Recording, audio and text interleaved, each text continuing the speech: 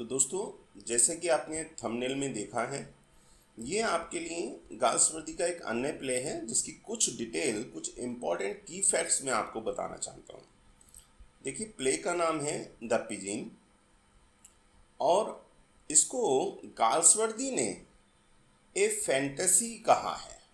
क्या कहा है? ए फैंटेसी कहा है इन 3 एक्ट्स। ये 3 एक्ट्स में 3 एक्ट्स का प्ले है।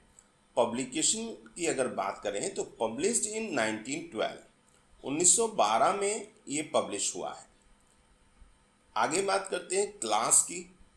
अभी ये मैं आपको एक्सप्लेन करूंगा फैंटेसी क्या है। क्लास, तो जो इसका क्लास कैटेगरी है the problem of the outcast.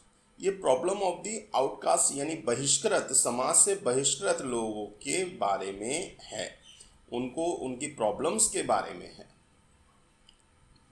Theme है इसका, जो थीम वाली लाइन आपको याद रखनी है, बहुत ही इम्पॉर्टेंट लाइन है। जो थीम वाली लाइन आपको याद रखनी है, this play exposes the evils of shelter homes. देखिए, ये प्ले जो है आपसे पूछा जाएगा which play shows the evils of the shelter homes. Shelter home आप समझ गए होंगे, जो शरणार्थी गृह होते हैं, पुअर हाउसेस होते हैं लोगों की मदद करने के लिए।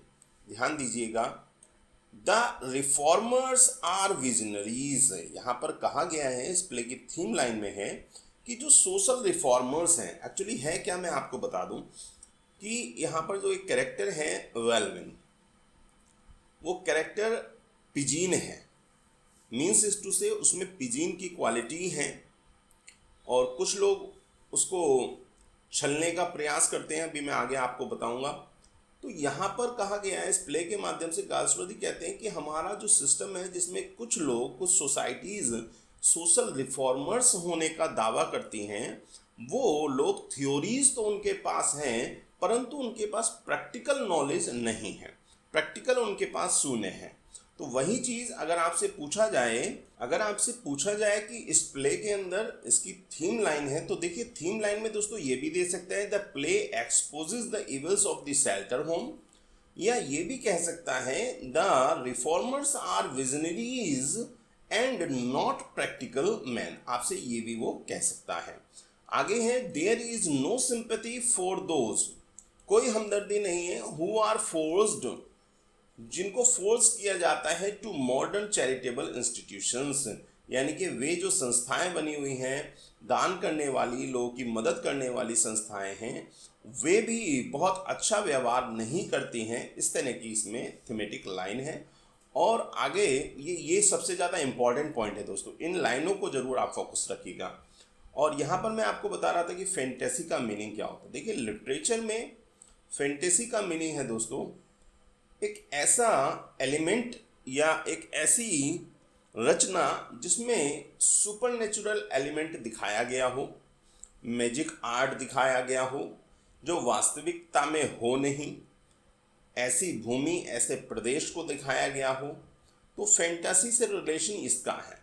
लेकिन यहाँ पर अगर हम बात करें दोस्तों, तो ध्यान दीजिएगा कि ये थोड़ा सा आपको कंफ्यूज कर सकता है ये प्ले, कि आखिर गार्ल्स वर्दी ने इसको फैंटेसी क्यों कहा। गार्ल्स वर्दी ने इसको फैंटेसी इसलिए कहा क्योंकि कुछ लोग अपने ही प्रकार के बनाई हुई दुनिया में, विचारों में रहते हैं, उनको बाकी जो प्रैक्टिकल चीज़ें हैं उनसे कोई लेना देना नहीं है, इसलिए गार्ल्स वर्दी इसको एक फैंटेसी कहते हैं। आइए कैरेक्टर्स की बात कर लेते हैं। कैरेक्टर्स में सबसे इंपॉर्टेंट कैरेक्टर आता है क्रिस्टोफर वेलविन, जो एक आर्टिस्ट है। अब ये बात आप ध्यान रखिएगा कि ये जो आर्टिस्ट है, आपसे पूछा जाएगा who played the role of a pigeon in the play pigeon. आखिर ये टाइटल जो है पिजीन का, ये किस पर लागू होता है, तो वो यही है भाई, क्रिस्टोफर वेलविन। आगे इनकी बेटी है एन, हिज डॉटर, जो अपने पिता की गऊ वाली क्वालिटीज से, गाय वाली क्वालिटीज से बहुत परेशान है। जब भी कोई इसके पास मदद के लिए आता है तो ये उसकी मदद करता है। कई बार तो ऐसा होता है कि एक एग्जाम्पल इसमें है, एक ही बेचारे पे ट्राउज़र है अपनी, वो भी दान में दे देता है। इस बात से थोड़ा सा ये जो एन है ये प्रैक्टिकल है, ये थोड़ा सा परेशान है। आगे है गुनिवर मेगन, ये वो लोग हैं, एक लेडी है फूल बेचने वाली जो थोड़ा सा परेशान करते हैं किसको, वेल्विन को। और रोरी मेगन इसका हस्बैंड है, फेरेन है एन एलियन, और टिम्सन वंस एक कैबमैन, यह एक कार ड्राइवर है, ड्राइवर रहा है। ये तीनों लोग मिलकर के इसको परेशान करते हैं। और आगे जो कैरेक्टर है दोस्तों वो है एडवार बर्टले का, फिर है एल्फ्रेड काल्वे, अब प्रोफेसर है। और आगे है दोस्तों character sir Thomas Haxton, a justice of the peace. इनका भी रोल इसमें बहुत अच्छा दिखाया है, सर थॉमस हैक्सटन।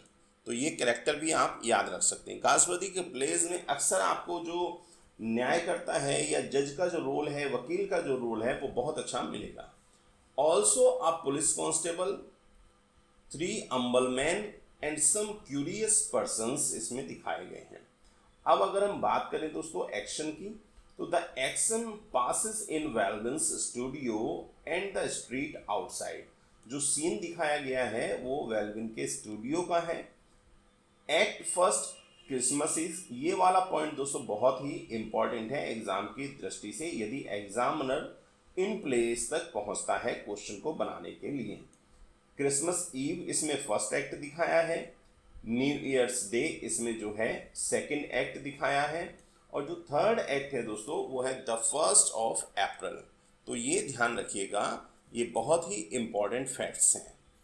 थोड़ा सा और मैं आगे आपको बता देता हूँ। It is the night of Christmas eve, जैसा कि आपको मालूम है। The scene is a studio का सीन है। Flush with the street having a skylight darkened by a fall of snow. There is no one in the room, कोई भी कमरे में नहीं है। The walls of which are whitewashed above the floor of bare dark boards. तो ध्यान रखिएगा दोस्तों, ये तीनों पॉइंट बहुत ही इंपॉर्टेंट हैं, Christmas Eve, New Year Day और 1st अप्रैल। यहाँ पर जो कैरेक्टर है सर थॉमस हैक्सटन का इम्पॉर्टेंट है दोस्तों। और एन और ये क्रिस्टोफर वेल्विन। पिजीन आपसे पूछा जाएगा कौन है, तो भैया यही है, इसी के अंदर गुण है, काफ़ी दानशील है बेचारा, या यूँ कहिए कि सिंपैथेटिक पर्सन है, लोगों की मदद करने में विश्वास रखता है। और ये जो फैक्ट्स हैं, की फैक्ट्स, ये तो आपको याद रखने ही हैं। तो मुझे उम्मीद है आपको एक छोटा सा वीडियो पसंद आया होगा दोस्तों। मिलते हैं अगले वीडियो में। और जैसा कि मैंने आपको कहा है, यदि आपको इन प्लेस की शॉर्ट समरी चाहिए तो आप मुझे कमेंट बॉक्स में लिख करके ज़रूर बताइएगा, ताकि मैं वो सीरीज़ शुरू करूँ जिसमें आप इनकी शॉर्ट समरीज पढ़ सकें। तो मिलते हैं अगले वीडियो में। नमस्कार, थैंक यू।